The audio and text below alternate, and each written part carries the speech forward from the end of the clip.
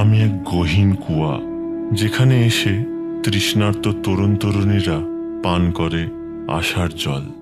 আমি সেই আশ্রমের পুত্র, যে তার গরিব কিন্তু আধ্যাত্মিক পিতামাতার হাত ধরে স্বপ্ন দেখতে শিখেছিল। আমি সেই ছেলে যে রোজ কাগজ বিক্রি করত বই কিনতে। আমি সেই ছাত্র যার জীবন পাল্টে দিয়েছিল দুই শিক্ষক, সোলোমন ও আইয়ার। আমি সেই ইঞ্জিনিয়ার যে ব্যর্থতা আর শূন্যতা থেকে উঠে দাঁড়িয়েছিল আগুনের ডানায় ভর করে আকাশ ছোঁয়ার আশায়। এই গল্প শুরু হয় তামিলনাড়ুর ছোট্ট এক দ্বীপগ্রাম রামেশ্বরম থেকে। ভারত মহাসাগরের তীরে পবিত্র মন্দির আর পুরনো মসজিদের মাঝখানে জন্ম নিয়েছিল এক গরিব পরিবারের সন্তান, আবুল পাকির জৈনুল আবেদিন আব্দুল কালাম। 1931 সালের 15ই অক্টোবর রামেশ্বরমে জন্ম নেওয়া কালাম এক মধ্যবিত্ত মুসলিম পরিবারের সন্তান। তার পিতা ছিলেন জৈনুল আবেদিন, একজন ধর্মপ্রাণ পরোপকারী মানুষ, যিনি নৌকা চালিয়ে হজযাত্রীদের পারাপার করতেন। তার মা আশিয়াম্মা ছিলেন স্নেহময়ী, বিশ্বাসে পরিপূর্ণ।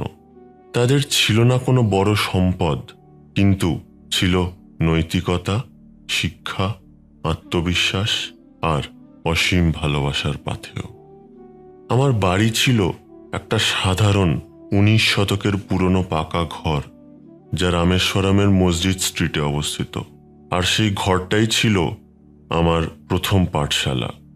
শৈশব থেকেই কালামের চারপাশে ছিল ধর্মীয় সহনশীলতার দারুণ উদাহরণ। তার পিতার ঘনিষ্ঠ বন্ধু ছিলেন রামেশ্বরম মন্দিরের প্রধান পুরোহিত লক্ষ্মণ শাস্ত্রী।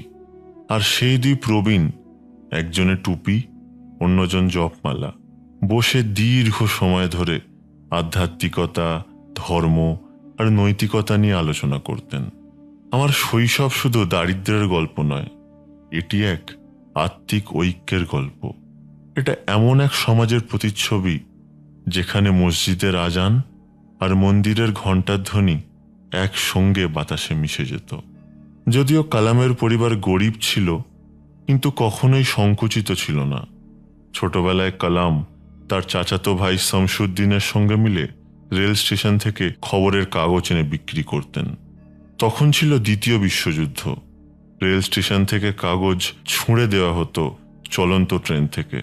সেই কাগজ সংগ্রহ করে বিক্রি করেই প্রথম আয় করেছিলেন মাত্র কিছু পয়সা। সেই টাকাই ছিল তার প্রথম স্বাধিকার অর্জন।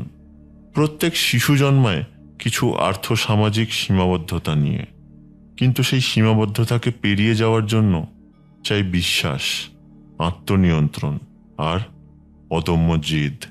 কালামের জীবনে প্রথম দিকের সবচেয়ে বড় প্রভাব ছিল দুজন মানুষের, তার আত্মীয় আহমেদ জালাল উদ্দিন এবং ভাই শামসুদ্দিন। জালাল উদ্দিন ছিলেন একজন ইংরেজি জানেন এমন বিরল মানুষ, যিনি সবসময় বিজ্ঞান, সাহিত্য আর আবিষ্কার নিয়ে কথা বলতেন। আর শামসুদ্দিন একজন সংগ্রামী তরুণ, যিনি ছোট্ট কালামকে কাজ শিখিয়েছিলেন, দায়িত্ব নিতে শিখিয়েছিলেন। জীবনের প্রথম পাঠ ছিল শ্রম, দ্বিতীয় পাঠ সম্মান, আর তৃতীয় পাঠ স্বপ্ন। স্বপ্ন ছোট নয়, বিশাল উদ্দীপ্ত স্বপ্ন। আমি রোজ সন্ধ্যায় মসজিদে নামাজ পড়তাম, আবার মন্দিরে গিয়েও দেবতাদের আশীর্বাদ চাইতাম। কেন জানেন? কারণ আমার বিশ্বাস ছিল প্রার্থনার ভাষা আলাদা হতে পারে, কিন্তু প্রার্থনার লক্ষ্য সব সময় এক: আত্মার শান্তি, মানুষের মঙ্গল। এরপর আসে সেই সময় যখন ছোট্ট কালাম রামনাথপুরম শহরে গিয়ে হস্টেলে থেকে পড়াশোনা শুরু করলেন। প্রথমে ছিল হোম সিকনেস, মানিয়ে নেওয়ার কষ্ট, কিন্তু নতুন শিক্ষকদের অনুপ্রেরণায় ধীরে ধীরে নিজের ভেতরে সম্ভাবনাকে চিনতে শুরু করলেন। তিনি শিখলেন 3টি শব্দ: ইচ্ছা, ইয়াকিন এবং উম্মিদ, মানে আকাঙ্ক্ষা, বিশ্বাস আর আশা। এই 3টি শব্দ তার সারা জীবনের চালিকা শক্তি হয়ে উঠেছিল। এরপর তার উচ্চশিক্ষার যাত্রা শুরু হলো। প্রথমে সেন্ট জোসেফ কলেজে বিএসসি, তারপর প্রবেশ করলেন ভারতের সবচেয়ে প্রতিযোগিতামূলক ইঞ্জিনিয়ারিং প্রতিষ্ঠানে, MIT, Madras institute of technology. কিন্তু সমস্যা দেখা দিল ফি নিয়ে। তার পরিবার তো গরিব, এত টাকা কোথায়? তখন তার মা নিজের সোনার বালা বিক্রি করে কালামের পড়ার টাকা জোগাড় করলেন। সেই মায়ের উৎসর্গ কালাম কখনো ভোলেননি। মায়ের সেই সোনার চুড়ি শুধু একটা অলংকার ছিল না, সেটা ছিল আমার আত্মবিশ্বাসের প্রতীক। MIT-তে পড়াশোনা চলাকালীন তিনি বেছে নেন অ্যারোনটিক্যাল ইঞ্জিনিয়ারিং। প্রথম থেকেই তার স্বপ্ন ছিল আকাশ ছোঁয়ার, আকাশ জয় করার। অবসর সময় তিনি পুরনো বিমানগুলোর অংশ বসে বসে পর্যবেক্ষণ করতেন, কিভাবে চলে, কিভাবে ওড়ে, যেন একটা পাখির শরীর ভেদ করে আত্মা দেখতে চাইতেন। তার শিক্ষক পান্ডে, নরসিমা রাও ও KV পান্ডি তাকে শুধু বিজ্ঞান শেখাননি, তাকে শেখান সত্যিকার অর্থে একজন প্রকৌশলী হওয়ার মানে কি। এভাবেই ধাপে ধাপে শুরু হয়েছিল এক কিংবদন্তির যাত্রা, যার পায়ের ছাপ আজও ভারতের মাটিতে রয়ে গেছে। MIT থেকে গ্র্যাজুয়েট হওয়ার পর আব্দুল কালাম সামনে পেলেন দুটি চাকরির সুযোগ। প্রথমটি এয়ারফোর্সে পাইলটের পদ, দ্বিতীয়টি ডিফেন্স মিনিস্ট্রির এরোনটিক্যাল ডেভেলপমেন্ট এস্টাবলিশমেন্ট ADE-তে। তিনি সবার আগে দৌড়ে গেলেন দেরাদুন এয়ারফোর্স একাডেমির জন্য। 25 জনের মধ্যে 9 নম্বর স্থান পেলেও মাত্র 8 জনের সিলেকশন, মানে তিনি বাদ। ভেঙে পড়েছিলাম, মনে হচ্ছিল আমার স্বপ্নটা বুঝি এখানেই থেমে যাবে। অভিমানে ও কষ্টে তিনি রওনা হন ঋষিকেশ। সেখানে গঙ্গা স্নান করে নিয়ে ওঠেন শিবানন্দ আশ্রমে। সন্ন্যাসী শিবানন্দজি কালামকে বলেছিলেন, তোমার ইচ্ছা যদি পবিত্র হয় তাহলে তার মধ্যে একরকম ইলেকট্রোম্যাগনেটিক শক্তি জন্মায়, মহাবিশ্ব সেটি শুনতে পায়। তুমি আজ ব্যর্থ হলেও এই ব্যর্থতাই তোমার ভেতরের আলোকে আরও উজ্জ্বল করবে। এই কথাগুলো কালামকে ভেতর থেকে বদলে দেয়। তিনি ফিরে যান ADE-তে, যেখানে তাকে প্রথমবারের মতো দিয়ে দেওয়া হয় একটি সাহসী প্রকল্প, একটি হোভারক্রাফট তৈরি করার কাজ। প্রজেক্টের নাম ছিল নন্দী, হিন্দু পুরাণের শিবের বাহনের নামে। ভারতের ইতিহাসে প্রথমবার এমন কিছু করা হচ্ছিল, কিন্তু এই প্রজেক্ট ছিল অপ্রচলিত। তাই শুরুতেই বিভিন্ন মহল থেকে ওঠে প্রশ্ন, কটাক্ষ। আমার প্রথম প্রকল্প, একেবারে শূন্য থেকে কিছু বানানো, কোনো গাইডলাইন ছিল না, অভিজ্ঞ লোকও হাতে গোনা। কিন্তু তবুও সেই যুবক দমে যাননি, দিন রাত এক করে টিমের সঙ্গে কাজ করেন, আর প্রজেক্ট সফল হয়। ভারতের প্রথম হোভারক্রাফট নন্দী বানিয়ে ফেলেন তারা। কিন্তু এর পরেই আসে বাধা, রাজনৈতিক টানাপোড়েন, ফান্ডিং বন্ধ এবং প্রজেক্ট হিমঘরে। সেই সময়ই তার জীবনে প্রবেশ করেন এক অসাধারণ মানুষ, ডক্টর বিক্রম সারাভাই। তুমি শুধু ইঞ্জিনিয়ার নও, তুমি স্বপ্নের কারিগর, আমরা তোমাকে ইসরোতে চাই। সেই মুহূর্ত কালামের জীবনের মোড় ঘুরিয়ে দেয়। ISRO, Indian Space Research Organisation, তখন সদ্য জন্ম নিয়েছে। সারাভাইয়ের নেতৃত্বে তৈরি হচ্ছে এক নতুন ইতিহাস। ভারত নিজের স্যাটেলাইট তৈরি করবে, নিজেই মহাকাশে উৎক্ষেপণ করবে। আমাকে বলা হয়েছিল তুমি রকেট ইঞ্জিনিয়ার হবে। আমার স্বপ্ন ছিল পাখিদের মতো উড়তে শেখা। আজ মনে হচ্ছে আমি সত্যি উড়তে শুরু করেছি। তাকে পাঠানো হয় আমেরিকার নাসাতে 6 মাসের জন্য প্রশিক্ষণে। সেখানে তিনি দেখেন কিভাবে প্রযুক্তি ও সংহতি একত্রে দেশকে বদলে দিতে পারে। কিন্তু মনের গভীরে তিনি তখনও ভারতকে নিয়ে স্বপ্ন দেখছেন। আমি নাসার নীল গম্বুজের নিচে দাঁড়িয়ে কল্পনা করছিলাম একদিন আমাদের দেশের আকাশে ওড়াবে আমাদের নিজস্ব রকেট। ভারতে ফিরে এসে তাকে পাঠানো হয় থুম্বা নামে এক ক্ষুদ্র গ্রামে, যেখানে একেবারে প্রাথমিক অবস্থা থেকে তৈরি হচ্ছে রকেট উৎক্ষেপণ কেন্দ্র, যেখানে ছিল না বিদ্যুৎ, না রাস্তাঘাট।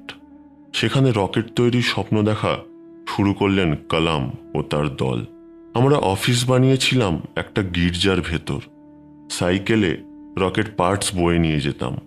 গরুর গাড়িতে যেতেন রকেট বডি, আর ট্রাকে যেত স্যাটেলাইট। অবশেষে 1963 সালের 21শে নভেম্বর ভারত ইতিহাস গড়ে।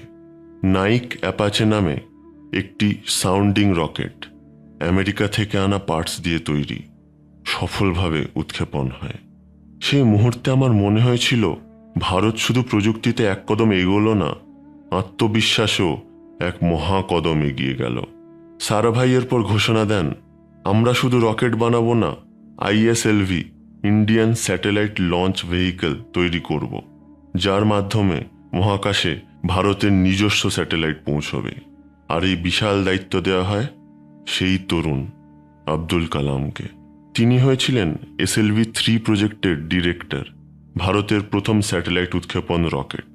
আমি তখন জানতাম না এই যাত্রা আমার জীবনের সবচেয়ে কঠিন অথচ সবচেয়ে গর্বের অধ্যায় হতে চলেছে। একটি দেশ তখন স্বপ্ন দেখছিল নিজের হাতে রকেট বানিয়ে নিজেই মহাকাশে ছুঁয়ে দেখবে তার সীমানাহীন সীমা।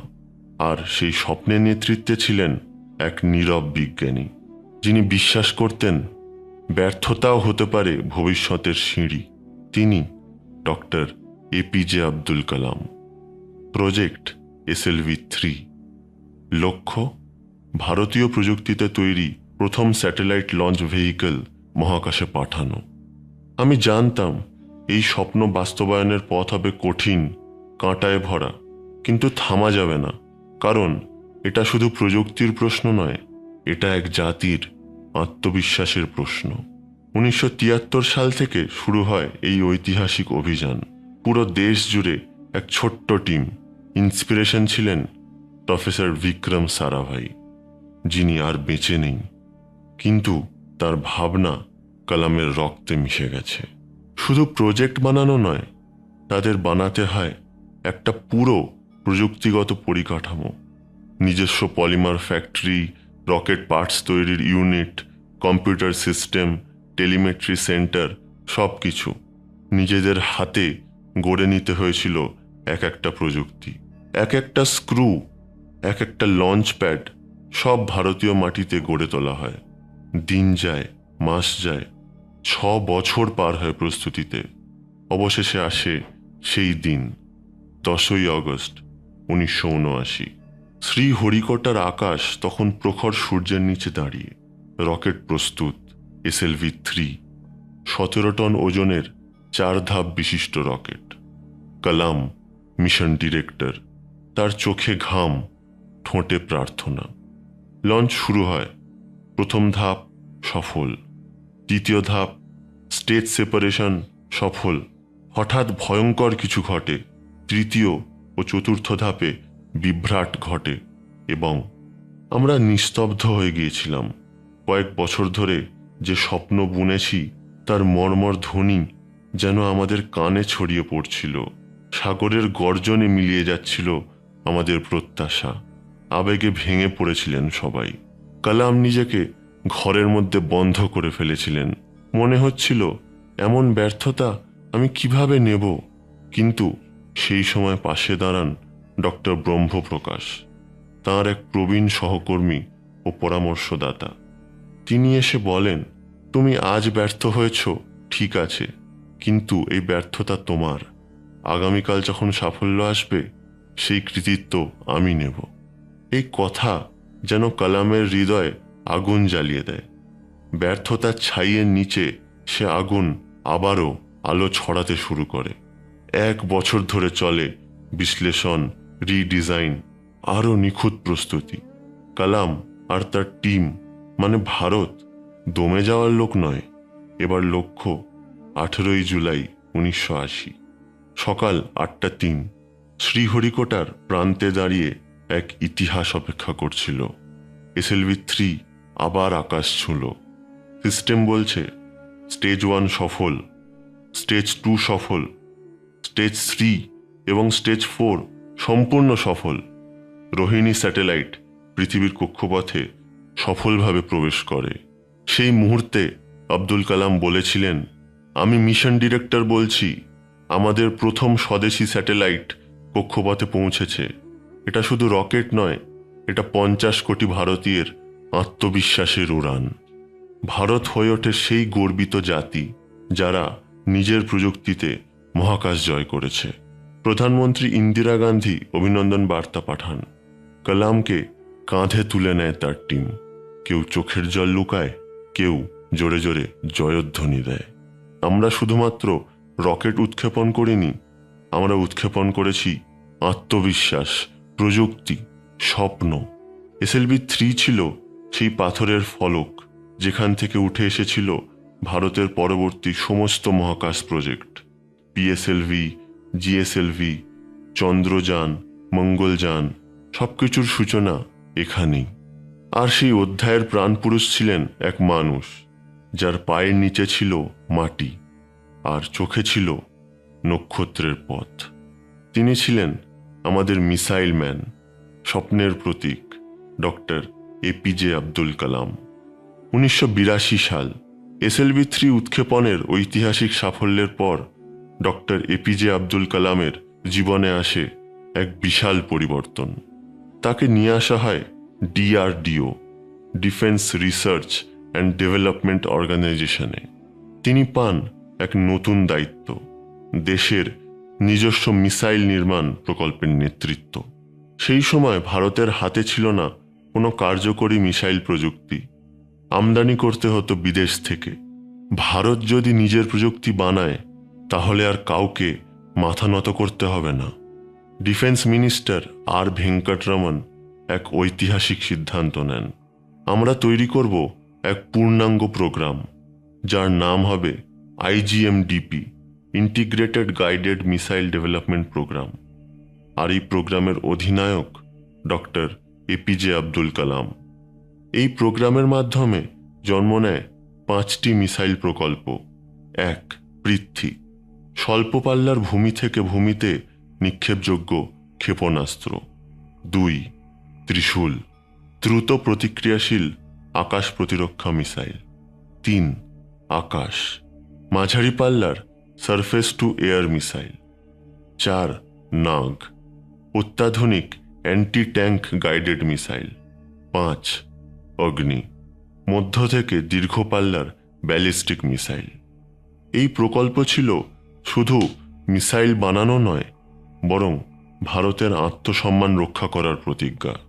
1988 সালের 22শে ফেব্রুয়ারি পৃথ্বী মিসাইল প্রথমবার সফলভাবে উৎক্ষেপণ হয়। এটি ছিল এক ঐতিহাসিক মুহূর্ত, কারণ এটি ছিল সম্পূর্ণভাবে ভারতীয় প্রযুক্তিতে তৈরি। এই সাফল্য দেখে কেঁপে ওঠে পাশের দেশগুলো, আর পশ্চিমা বিশ্ব তখন ভারতের ওপর চাপ সৃষ্টি করে, তোমরা বিদেশ থেকে যেন মিসাইলের কোনো পার্টস কিনতে না পারো। তারা ভেবেছিল ভারতকে থামিয়ে রাখা যাবে, কিন্তু তারা জানত না ভারতীয় বিজ্ঞানীরা ব্যর্থতা দিয়ে পিছোয় না, বরং পাথর দিয়েই সিঁড়ি তৈরি করে। অগ্নি ছিল সবচেয়ে উচ্চাকাঙ্ক্ষী প্রজেক্ট। এটি ছিল medium range ballistic missile MRBM, যার পাল্লা ছিল 1500 কিলোমিটারেরও বেশি। কিন্তু এই প্রকল্প সামনে আসতেই দাঁড়ায় হাজারো বাধা, আন্তর্জাতিক নিষেধাজ্ঞা, যন্ত্রাংশের ঘাটতি, রাজনৈতিক চাপ এবং মিডিয়ার কটাক্ষ। লঞ্চের আগের দিন হঠাৎ কম্পিউটার সিস্টেম ফেল করে, সিগন্যাল আসে এখন উৎক্ষেপণ করবেন না। পুরো টিম ভেঙে পড়ে, কিন্তু আমরা পিছু হটিনি। আমরা বলেছিলাম ফের লড়ব যতবার দরকার। সকাল 7:10, কালামের চোখ আকাশের দিকে, ঠোঁটে নীরব প্রার্থনা। একটি অগ্নিশিখার মতো রকেট আকাশে ছুটে চলল। পৃথিবীর বুকে গর্জে উঠল ভারত। ভারত নিজের ব্যালিস্টিক মিসাইল তৈরি করে ফেলল, সম্পূর্ণ নিজস্ব প্রযুক্তিতে। সেই মুহূর্তে আমি শুধু বিজ্ঞানী ছিলাম না, আমি ছিলাম এক জাতির আত্মবিশ্বাসের প্রতিচ্ছবি। আমি দেখেছিলাম কিভাবে মানুষ তার সীমাবদ্ধতাকে পিছনে ফেলে আকাশ ছুঁতে পারে। ভারতের আত্মনির্ভরশীলতার এই যাত্রা এতটাই দুঃসাধ্য ছিল যে অনেক সময় বিজ্ঞানীরা পরিবার থেকে দূরে থাকতেন। কালাম নিজে একবার মায়ের মৃত্যু সংবাদ পেয়েও কাজে ফিরে যান, কারণ তখন SLV-3 এর শেষ ধাপ চলছিল। দেশের স্বপ্ন বড় ছিল। আমার ব্যক্তিগত দুঃখের থেকেও হয়তো এটাই ছিল আমার জীবনের সার্থকতা। তারপর একের পর এক সফল উৎক্ষেপণ, ত্রিশূল, নাগ, আকাশ। বিশ্ব চমকে যায়। ভারত তার পেছনে পড়ে নেই। এই সময় ভারত তাকে সম্মান দেয় পদ্মভূষণ, পদ্মবিভূষণ এবং পরবর্তীতে ভারতরত্ন দিয়ে। আমার কাছে এই পুরস্কার গায়ে চাপানো কোনো মেডেল নয়, এটা ভারতের কোটি কোটি মানুষের স্বপ্নের প্রতীক। যারা একসময় আমায় খবরের কাগজ কিনত, আজ তারা আমায় ভালোবাসা দিয়ে আকাশের দিকে পাঠিয়েছে। 27 জুলাই 2015, IIM, Shillong. Doctor APJ Abdul Kalam একটি বক্তব্য রাখার জন্য এসেছেন, creating a liveable planet Earth, এই বিষয়ে। তিনি তখন 83 বছর বয়সী, কিন্তু শরীরের বয়সেও তার মন ছিল সদ্য কৈশোর। ক্লান্ত শরীর, অসুস্থতা সত্ত্বেও মঞ্চে উঠলেন, শুরু করলেন তার বক্তব্য। ছাত্রদের চোখের দিকে তাকিয়ে বললেন, আমি এসেছি তোমাদের সঙ্গে আলোচনায়, কারণ আমি জানি তোমরাই এই পৃথিবী বদলে দিতে পারো। হঠাৎ বক্তব্য চলাকালীন মাথা নিচু হয়ে গেল। এক থমকে যাওয়া নীরবতা ঘিরে ধরল মঞ্চ। ডক্টর কালাম অজ্ঞান হয়ে মাটিতে পড়ে গেলেন। তাকে সঙ্গে সঙ্গে নিয়ে যাওয়া হয় হাসপাতালে, কিন্তু চিকিৎসকরা জানান ডক্টর APJ আব্দুল কালাম আর আমাদের মাঝে নেই। মৃত্যু হয় কার্ডিয়াক অ্যারেস্টে। তিনি মারা গেলেন ঠিক সেই জায়গাতেই যেখানে তিনি সবচেয়ে ভালোবাসতেন থাকতে, ছাত্রদের মাঝে শিক্ষা দিতে দিতে। একজন শিক্ষক নিজের পাঠ দিতে দিতে মৃত্যুবরণ করলেন। এটা কোনো সাধারণ মৃত্যু নয়, এটা এক চিরন্তন শিক্ষকের শেষ উড়ান। ডক্টর কালামের মৃত্যু সংবাদ শুনে পুরো দেশ শোকাচ্ছন্ন হয়ে পড়ে। ভারত সরকার 7 দিনের রাষ্ট্রীয় শোক ঘোষণা করে। হাজার হাজার মানুষ রাস্তায় দাঁড়িয়ে শেষ বিদায় জানায়। India loves you, missile man. তার মরদেহ নিয়ে যাওয়া হয় রামেশ্বরমে, সেই পবিত্র মাটি যেখান থেকে একসময় এক দরিদ্র ছেলে খবরের কাগজ বিক্রি করত। 30 জুলাই 2015, পুরো রাষ্ট্র দাঁড়িয়ে নীরব শ্রদ্ধা জানায়। তাকে সমাহিত করা হয় পূর্ণ রাষ্ট্রীয় মর্যাদায়। আর সমগ্র জাতি বলেছিল একসঙ্গে, আমরা হারিয়েছি একজন রাষ্ট্রপতি নয়, হারিয়েছি একজন বাবা, এক পথপ্রদর্শক। ডক্টর কালাম তার জীবনে কোনো ব্যক্তিগত সম্পত্তি রেখে যাননি। কোনো বড় বাড়ি ছিল না, না গাড়ি, না ব্যাংক ব্যালেন্স। ছিল শুধু এক বাক্স বই, কিছু কাপড়, কয়েকটি চিঠি আর হাজারো ছাত্রছাত্রীর ভালোবাসা। তিনি বিশ্বাস করতেন শেষ অবধি মানুষ তার স্বপ্ন, তার বিশ্বাস আর তার কর্মকাণ্ড দিয়েই চিরকাল বেঁচে থাকে। তার মৃত্যুর পর তার লেখা বই, বিশেষ করে wings of fire, crore crore তরুণের কাছে হয়ে উঠেছে অনুপ্রেরণার বাইবেল। তিনি ছিলেন এক বিজ্ঞানী যিনি ধর্মে বিশ্বাস রাখতেন, ছিলেন রাষ্ট্রপতি যিনি ছিলেন সবার চেয়ে সহজ সরল, ছিলেন একজন শিক্ষক যিনি নিজে না থাকলেও রেখে গেছেন তার প্রতিটি কথায় শিক্ষা, বিশ্বাস আর সাহস। তুমি যদি ব্যর্থ হও, ভয় নেই। ব্যর্থতা হলো সফলতার দুলুনি। তোমার স্বপ্ন তোমাকে রাত জাগিয়ে রাখবে, যদি সেটা সত্যি হয়। আকাশ ছোঁয়ার আগে শিখতে হয় মাটিতে হাঁটতে। আজও যদি কোনো গরিব বাচ্চা আকাশের দিকে তাকিয়ে ভাবে, আমি কি পারবো, তবে তার হৃদয়ের গভীরে কোথাও একজন APJ আব্দুল কালাম দাঁড়িয়ে বলেন, হ্যাঁ তুমি পারবে। আমি তো পেরেছিলাম। আমি এক জেলেদের ঘরে জন্মানো ছেলে। যদি আমি পারি, তুমিও পারো।